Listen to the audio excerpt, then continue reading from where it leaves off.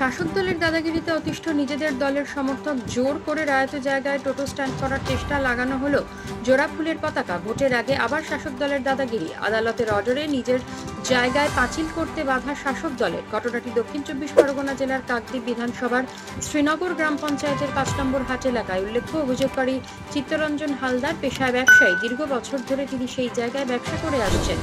শ্রীনগর গ্রাম পঞ্চায়েতের শাসক দলের প্রধানের স্বামী এবং তার সঙ্গী সাথীরা শাসক দলের জন্মদিনে গত 1 জানুয়ারি হঠাৎ করেই জোর করে সেই জায়গার উপরে ঘর বেঁধে টোটো স্ট্যান্ড করার নামে জোড়া ফুলের পতাকা লাগিয়ে দেয়। বাধা দিতে গেলে চিত্ত হালদার এবং তার পরিবারের মহিলাদের উপর নানা রকম অত্যাচার করা হয় বলে অভিযোগ।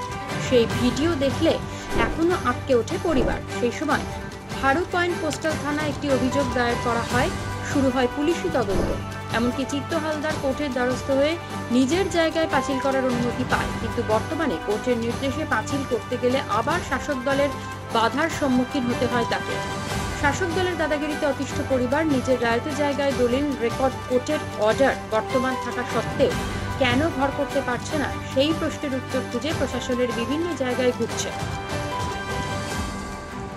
তবে যাদের বিরুদ্ধে অভিযোগ তাদের সঙ্গে কথা বলে জানা যায় এই জায়গাটি বিদ্যুৎ দপ্তরের জায়গা।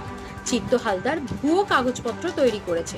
যদি বিদ্যুৎ দপ্তরের জায়গা হয় তাহলে বিদ্যুৎ দপ্তর কেন বাধা দিচ্ছে না, কেন পার্টি অফিসের টোটো স্ট্যান্ড করা হয়েছে, সে বিষয়ে এখনো কোনো প্রশ্নের উত্তর পাওয়া যায়নি। ওই রকম কিছু ঘটেনি। ঘটনাটা যেটা ঘটেছিল, ধরুন গত 1 তারিখে সকালে ওরা পার্টির মিছিল টিছিল নিয়ে এসে আমার জায়গায় লুটপাট করে, আমার দোকানের এগুলো মালপাট ছিল, পাটকাঠি, বাঁশ, ওগুলো সমস্ত লুটপাট করে ফেলে দিয়েছে। দিয়ে আমার বাঁশে নিয়ে সব লুটপাট করে ফেলে দিল।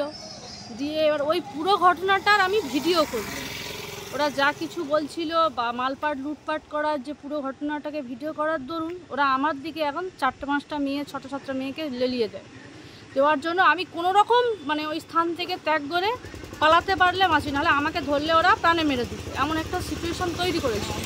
ওই সৌরভ জানা আর মারধর করে প্রচুর। আর ওরা তারপরে আমি ভিডিওটা করার ধরুন যেহেতু প্রমাণ থেকে যাচ্ছে, যার জন্য ওরা আমাকে কোনো রকমভাবে ধরে এই ফোনটা নেওয়ার জন্য, যাতে ভিডিওটাকে নষ্ট করে দিতে পারে, তার জন্য আমার গোটা ঘর দৌড় তন্ন করে আমাকে খুঁজে বেড়ায়। এখনও পর্যন্ত আমার উপরে যে আক্রোশ আছে, ওদের যে কোনো মুহূর্তে যদি কোনোদিন কোনো সুযোগ পায় আমার বড় ক্ষতি করে দিতে পারে। ঠিক আছে, আর আমার শুধু একটাই আবেদন, যাই কিছু হয়ে যাক, যা ঘটনা ঘটুক, আমার জায়গা আমাকে ফিরিয়ে দেওয়া হোক। আমার যে শান্তিপূর্ণভাবে আমার জায়গা, আমি যেভাবে বসবাস করছিলাম বা আমি যেভাবে আমার জায়গা দখল করেছিলাম, আজ ধরুন আমার জায়গা কেনা হয়েছে 2002 সালে, তাহলে 2002 সাল, আজ এটা 2024 সাল। কারোর যদি জায়গা থেকে থাকতো তাহলে এই 22 বছর সে কোথায় ছিল? তাহলে এই 22 বছরে কি সে তার জায়গার একবারও দখল নিতে আসেনি? আবার যদি এই সমস্ত আউফাউ অনেক গল্প আছে, কারোর যদি কিছু থাকে সে কোর্টে যাক না, কোর্টে গিয়ে আমার বিরুদ্ধে সে আইনি ব্যবস্থা নিক, কিন্তু তার আগে তো আমি এটা দখলে আছি, তাহলে আমার দখল আমাকে ফিরিয়ে দেওয়া হোক। আর এই যে ছাদনা বেঁধে রেখেছে, এই বাঁশ খুঁটিগুলো আমার, কিন্তু ত্রিপলটা ওদের, এই ত্রিপলটা ওরা খুলে নিয়ে চলে যাক, আমাকে আমার জায়গা ফিরিয়ে দেওয়া হোক, এইটুকুই আমার আবেদন। সমস্ত এই যে পতাকা মারা হয়েছে, এই সমস্ত পার্টির সমস্ত এগুলো নোংরা ঘটনা, পার্টির নামে কুৎসা ঘটনা, এই পতাকাগুলো খুলে নিয়ে যাক, ত্রিপলগুলো খুলে নিয়ে যাক, আমার জায়গা আমার ছেড়ে দিক শান্তিপূর্ণভাবে, যাতে আমি যেন আমার জায়গা দখল করতে পারি।